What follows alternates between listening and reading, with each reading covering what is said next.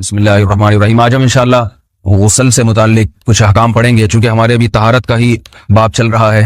غسل کب فرض ہوتا ہے اور غسل کا طریقہ کیا ہے؟ رسول اللہ صلی اللہ علیہ وسلم نے فرمایا ان اللہ لا یستحی من الحق، اللہ تعالی حق بات کو بیان کرنے سے حیا نہیں کرتے۔ تو غسل کے جو مسائل ہیں ان میں بھی بعض دفعہ کچھ ایسی باتیں آتی ہیں جو بظاہر حیا کے خلاف ہیں، لیکن علم کی ایک بات ہے، سیکھنے اور سکھانے میں حیا اگر کریں گے تو پھر ظاہر ہے ساری زندگی جاہل ہی رہے گا انسان۔ اور غسل کے مسائل سیکھنا اس لیے ضروری ہے کہ غسل جب فرض ہوتا ہے تو جب تک مکمل غسل نہ ہو آپ کی نماز ادا نہیں ہوتی۔ رسول اللہ صلی اللہ علیہ وسلم نے فرمایا الماء من الماء، حدیث ہے کہ غسل فرض ہوتا ہے خواہش نفس کے ساتھ جسم سے منی خارج ہونے سے۔ مرد پہ غسل کب فرض ہوگا؟ جب اس کے جسم سے شہوت کے ساتھ منی خارج ہو۔ منی بالکل سفید رنگ کی چیز ہے، ایک ہوتی ہے مزی۔ شہوت پیدا ہونے سے اگر کسی کے مرد یا عورت کے صرف رطوبت خارج ہونا شروع ہو گئی اس سے غسل فرض نہیں ہوتا۔ جب تک مکمل شہوت پوری نہیں ہو جاتی اور مادہ منویہ خارج نہیں ہو جاتا، چاہے احتلام کی صورت میں ہو یا کسی بھی طرح سے ہو۔ مردوں کے ساتھ چونکہ یہ بہت زیادہ ہوتا ہے نائٹ فال کی صورت میں، مردوں پر غسل کی یہ صورت بہت زیادہ فرض ہوتی ہے۔ جیسے ہی بلوغت ہوتی ہے تو احتلام شروع ہو جاتا ہے، ہفتے میں 1 دفعہ 2 دفعہ 3 دفعہ، بعض نوجوانوں کو روزانہ بھی 2 دفعہ ہوتا ہے، جبکہ خواتین میں یہ والے غسل کی صورت بہت ہی کم ہوتی ہے کہ ان کو نائٹ فال ہو یا اس طرح سے غسل فرض ہو۔ ہزاروں میں کسی ایک عورت کے ساتھ ایسا ہوتا ہے۔ ایک صورت تو یہ ہے غسل فرض ہونے کی۔ دوسری صورت کیا ہے کہ جب انسان اپنی زوجہ کے ساتھ ملاپ کرے اور انٹرکورس ہو جائے، چاہے اس صورت میں ڈسچارج دونوں میں سے کوئی ہو یا نہ ہو، لیکن دونوں پہ غسل فرض ہو جائے گا، مرد پہ بھی اور عورت پہ بھی۔ یہ تو مردوں کے غسل کے فرض ہونے کا ہے۔ مردوں کے غسل میں ایک چیز یہ بھی ہے کہ اگر آپ نے رات کو نیند کی اور صبح آپ اٹھے اور آپ نے کپڑوں پہ نشان دیکھا، اب آپ کو یہ پتہ نہیں چل رہا کہ یہ منی کا نشان ہے یا مزی کا ہے، تو بھی آپ پر غسل کرنا فرض ہے۔ یہی سمجھا جائے گا کہ یہ آپ خواب میں ڈسچارج ہوئے ہیں۔ عورت پر جو غسل فرض ہوتا ہے ایک اور صورت میں ہوتا ہے کہ جب خواتین کو ایام آنا بند ہو جاتے ہیں، حیض یا نفاس سے جب پاک ہو جائیں تو بھی ان پہ غسل فرض ہے۔ یہ تو غسل کی فرضیت سے متعلق احکام تھے۔ کچھ چیزیں ایسی ہیں جن میں غسل سنت ہے، فرض نہیں ہے۔ جمعہ کے دن غسل کرنا رسول اللہ صلی اللہ علیہ وسلم نے بہت زیادہ تاکید کی ہے۔ سنت کی 2 قسمیں ہیں، سنت مؤکدہ اور سنت غیر مؤکدہ۔ مؤکدہ وہ ہوتی ہیں کہ جن کو چھوڑنے کا اگر کوئی معمول بنا لے تو گناہ کا خطرہ ہے اور ایسا شخص قابل ملامت ہے، اسے شریعت ملامت کرتی ہے، برا بھلا کہتی ہے۔ تو غسل سنت مؤکدہ ہے، ہفتے میں 1 مرتبہ، چاہے جمعے کے دن ہو یا کسی بھی دن ہو۔ جو مسلمان ہفتے میں 1 دفعہ بھی نہیں نہاتا، وہ کتنا ہی نیٹ کلین ہو، مگر شریعت کی نظر میں وہ قابل ملامت ہے، اسے تانے دینے چاہیے کہ شرم نہیں آتی ہو مسلمان مگر رہتے ہو بھنگیوں اور چماروں کی طرح۔ ملامت تو اسی کو کہتے ہیں نا۔ اس کی دلیل رسول اللہ صلی اللہ علیہ وسلم نے فرمایا، صحیح حدیث ہے، حق علی کل مسلم ان یغتسل کل اسبوع مرۃ، کہ ہر مسلمان پر لازم ہے کہ وہ ہفتے میں کم از کم 1 مرتبہ غسل کرے۔ ہر مسلمان پر لازم ہے، چاہے اس پہ غسل فرض نہ بھی ہے۔ اور کس دن بہتر ہے؟ جمعہ کے دن۔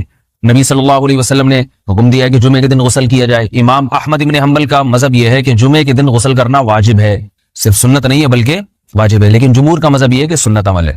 غیر مسلم جب اسلام قبول کرتا ہے تو اس وقت بھی اس کے لیے غسل کرنا سنت ہے۔ جب ہم مردے کو نہلاتے ہیں تو جو مردے کو نہلائے اس کے لیے بھی خود غسل کرنا افضل ہے، سنت عمل ہے۔ عید کے دن غسل کرنا سنت عمل ہے۔ تو یہ وہ تمام مواقع ہیں جن میں غسل کرنا رسول اللہ صلی اللہ علیہ وسلم کی سنت ہے۔ غسل کا طریقہ کیا ہے؟ غسل میں 3 چیزیں فرض ہیں، منہ بھر کے قلی کرنا، ناک میں پانی ڈالنا کہ ناک کی جو نرم جگہ ہے یہ اچھی طرح تر ہو جائے، اور پورے جسم پہ 1 مرتبہ پانی بہا دینا کہ جسم میں بال کے برابر جگہ بھی خشک نہ رہے۔ یہ تو ہے فرض، یعنی یہ کام کسی نے کسی بھی طرح سے کر لیا تو غسل ادا ہو جائے گا، چاہے اس کی نیت غسل کی تھی یا نہیں تھی۔ کوئی آدمی چلتا ہوا جا رہا ہے، پھسل کے تالاب میں گر گیا، پورے غوطے کھا کے باہر نکلا، قلی کر لے اور ناک میں پانی ڈال لے تو غسل اس کا ادا ہو جائے گا۔ البتہ چونکہ نیت نہیں تھی لہذا غسل کا ثواب نہیں ملے گا، ثواب نیت کے بغیر نہیں ملتا انسان۔ دلائل اس کے الگ موضوع ہے کہ اس کی دلیل کیا ہے کہ بغیر نیت کے بھی غسل ہو جاتا ہے، لیکن میں نے بتایا دلائل کا سیشن نہیں ہے، اس میں پھر بات لمبی ہو جائے گی۔ تو یہ تو ہے فرض، پورے جسم پہ پانی بہانا، قلی اور ناک میں پانی۔ سنت طریقہ کیا ہے؟ رسول اللہ صلی اللہ علیہ وسلم غسل کیسے کرتے تھے؟ سنت طریقہ جس پہ جو اختیار کرنا چاہیے وہ طریقہ یہ ہے کہ جب آپ غسل کے لیے بیٹھیں تو سب سے پہلے وہ جگہ دھوئیں جہاں نجاست اور ناپاکی لگی ہوئی ہے۔ نائٹ فال ہوا، کسی کو احتلام ہوا، تو جہاں جہاں گندگی لگی ہے پہلے اس جگہ کو دھوئیں، استنجا کریں، شرمگاہ کو دھوئیں اچھی طرح، سمجھ رہے ہیں بات کو؟ اس کے بعد ہاتھ دھوئیں اور مکمل وضو کریں جیسے ہم عام حالات میں وضو کرتے ہیں۔ مکمل وضو کرنے کے بعد دائیں کندھے پہ پانی ڈالا، لیفٹ سائڈ پہ پانی ڈالا۔ پہلے زمانے میں تو چلو سے غسل ہوتا تھا، ہاتھ دھو لیے تو اب چلو سے پانی لے کے یہاں ڈالا جا رہا ہے، چلو سے پانی لے کے یہاں ڈالا جا رہا ہے، پورے جسم پہ ملا جا رہا ہے، اور چلو سے پانی لے کے 3 دفعہ سر پہ ڈالا جا رہا ہے۔ تو آج کل چلو ولو تو ہے نہیں، شاور کے نیچے جا کے کھڑے ہو جاتے ہیں، تو اس میں یہ کہ شاور کھولے کھڑے ہو جائیں، سارے چلو اس میں خود بخود ہی ہو جائیں گے، پورے جسم پہ پانی بہ جائے گا۔ نبی صلی اللہ علیہ وسلم کے دور میں یہ جدید چیزیں نہیں تھیں، شیمپو اور صابن، تو آپ صلی اللہ علیہ وسلم بیری کے پتوں سے غسل کی ترغیب دیا کرتے تھے۔ بیری کے پتوں کو اگر پانی میں پکایا جائے تو پانی میں میل کچیل صاف کرنے کی صلاحیت بہت بڑھ جاتی ہے۔ ہمارے زمانے میں اس تکلف کی ضرورت نہیں ہے، صابن ملتے ہیں، اس سے نہایا کریں، بہرحال کہنے کا مقصد یہ آپ لوگوں سے، تو یہ سنت طریقے سے غسل ہو جائے گا آپ کا۔ سمجھ رہے ہیں بات کو؟ سب سے پہلے استنجا کیا، اس کے بعد وضو کر لیا، اس کے بعد غسل کر لیا۔ اگر کسی نے غسل میں وضو نہیں کیا اور ویسے ہی پورے جسم پہ پانی بہا دیا تو بھی اس کا وضو خود بخود ہو جائے گا، اس غسل سے وہ نماز پڑھ سکتا ہے، کیونکہ بعض لوگ غسل کرنے کے بعد دوبارہ وضو کر رہے ہوتے ہیں، اس کی ضرورت نہیں ہے، کیونکہ جب غسل کرتے ہیں تو وضو والے اعضاء تو خود بخود اس میں دھل جاتے ہیں۔ یہ ہے غسل کا طریقہ۔ وضو کیسے ٹوٹتا ہے؟ جن چیزوں سے غسل فرض ہوتا ہے ان چیزوں سے وضو تو بہرحال ٹوٹتا ہی ہے، اس کے علاوہ بھی وضو ٹوٹتا ہے۔ اس سے پچھلے لیکچر میں نے کچھ تفصیل بتائی تھی کہ نجاست جسم سے کہیں سے بھی خارج ہو جائے یا نجاست نکل کے بہہ پڑے، اگر قضائے حاجت کی جگہوں سے نجاست خارج ہوئی ہے تو نظر بھی آ جائے وضو ٹوٹ جائے گا، اور قضائے حاجت کے علاوہ جگہوں سے اگر نجاست خارج ہوئی ہے، خون وغیرہ ہے جیسے، تو جب تک نکل کے بہے گا نہیں تو اس وقت تک وضو نہیں ٹوٹے گا۔ سمجھ رہے ہیں بات کو؟ وضو کا طریقہ کیا ہے؟ سب سے پہلے دونوں ہاتھوں کو دھویا جائے، 3 دفعہ کلی کی جائے، مسواک کی جائے، 3 دفعہ ناک میں پانی ڈالا جائے، پھر پورے چہرے کو، پیشانی یہ جو ہے جہاں سے پیشانی ہماری شروع ہو رہی ہے اور تھوڑی کے نیچے، تھوڑی جہاں ختم ہو رہی ہے، اور ایک کان کی لو سے دوسرے کان کی لو تک 4 اعضاء ہیں وضو میں دھونا فرض ہیں۔ 1 چہرہ، نمبر 2 بازو، نمبر 3 سر کا مسا، چوتھائی سر، اور نمبر 4 پاؤں کو دھونا۔ اس کی دلیل قرآن مجید کی مشہور آیت ہے فَاغْسِلُوا وُجُوهَكُمْ وَأَيْدِيَكُمْ إِلَى الْمَرَافِقِ۔ اللہ فرماتے ہیں ایمان والو، جب نماز کا ارادہ ہو تو اپنے چہروں کو اور اپنے ہاتھوں کو دھو، سر کا مسا کرو اور پاؤں کو ٹخنوں سمیت دھو۔ دھونے کا حکم ہے قرآن مجید میں۔ البتہ سر کے بارے میں یہ نہیں ہے پورے سر کا مسا کرو، بلکہ آ رہا ہے وَامْسَحُوا بِرُؤُوسِكُمْ، با کا لفظ ہے، با آتی ہے تبعیض کے لیے کہ سر کے بعض حصے کا مسا۔ اب بعض حصے کا قرآن حدیث میں کہیں تذکرہ نہیں ہے، تو اس میں فقہاء کرام کے اجتہادات ہیں۔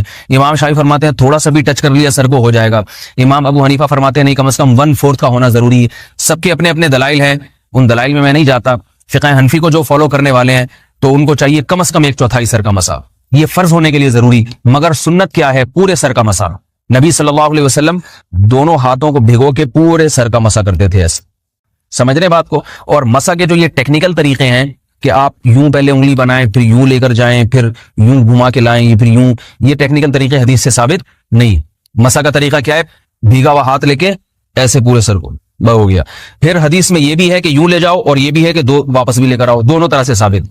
تو ایسے بھی کر سکتے ہیں کہ یوں لے جائیں، اور ایسے بھی کر سکتے ہیں لے کے جائیں اور پھر واپس بھی لے آئیں، دونوں طریقے جائز ہیں، لیکن کم از کم سنت اتنی ہے کہ پورے سر کا مسا ہونا چاہیے۔ بعض لوگوں کو شو مارنے کا شوق ہوتا ہے، اگر وہ واپس لائیں تو بال ان کے خراب ہو جاتے ہیں، کہتے ہیں یار یہ پھر مسئلہ خراب ہو جائے گا، تو پھر ایسے لوگ صرف یوں ہی لے جائیں کافی ہے۔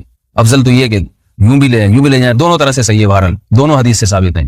سمجھ رہے ہیں بات کو؟ اور یہاں ایک اہم مسئلہ بتا دوں، قرآن مجید نے پاؤں کو دھونے کا حکم دیا ہے، پاؤں پہ مسا کرنے کا حکم نہیں دیا، اور حدیث میں خفین پر مسا کرنے کا حکم ہے۔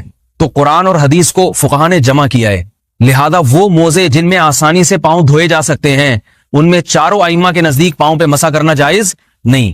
سعودی عرب میں جو بعض سلفی حضرات اور یہاں ہمارے ہاں بھی اہل حدیث حضرات نے عام موزوں پر بھی جو مسا کی ایک روایت ڈال دی ہے، اسلاف میں، تابعین، تبع تابعین میں اور چاروں ائمہ کے مذاہب میں اس کا ثبوت نہیں ملتا۔ اگر اسلاف میں کوئی قائل بھی ہے تو ایک شاذ قول، اکا دکا قول ملتا ہے، ورنہ یہ ائمہ اربعہ کے مذہب کے خلاف ہے، اور جو احادیث جو نقل ہوتی ہیں صحیح سند کے ساتھ ان کے بھی خلاف اور قرآن کی آیت کے بھی خلاف ہیں۔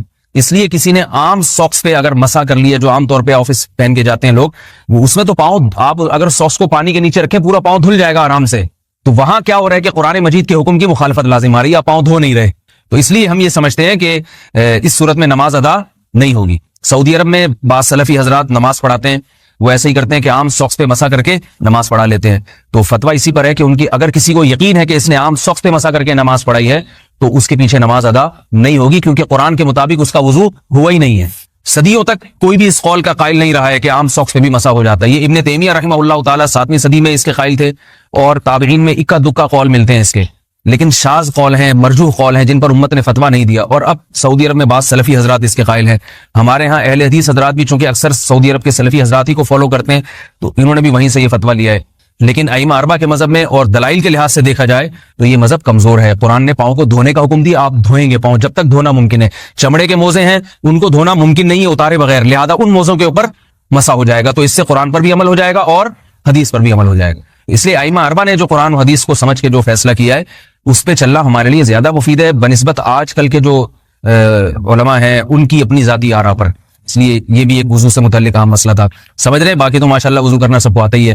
اور وضو کے بعد دعا کیا ہے؟ کلمہ شہادت, اشہد ان لا الہ الا اللہ وحدہ لا شریک لہ اشہد ان محمدا عبدہ ورسولہ اللہم اجعلنی من التوابین واجعلنی من المتطہرین. اے اللہ تو مجھے بار بار توبہ کرنے والوں میں شامل کر دے اور بار بار پاکیزہ رہنے والوں میں شامل کر دے. توبہ اس لیے کہ میں نے ظاہری طہارت تو حاصل کر لی, مجھے روحانی طہارت بھی عطا کر دے. اگر میں نے گناہ کی ہوں تو مجھے ان سے بھی توبہ کی توفیق عطا فرما لے تاکہ اس لحاظ سے بھی میرا وضو ہو جائے, اس لحاظ سے بھی میں پاک ہو جاؤں.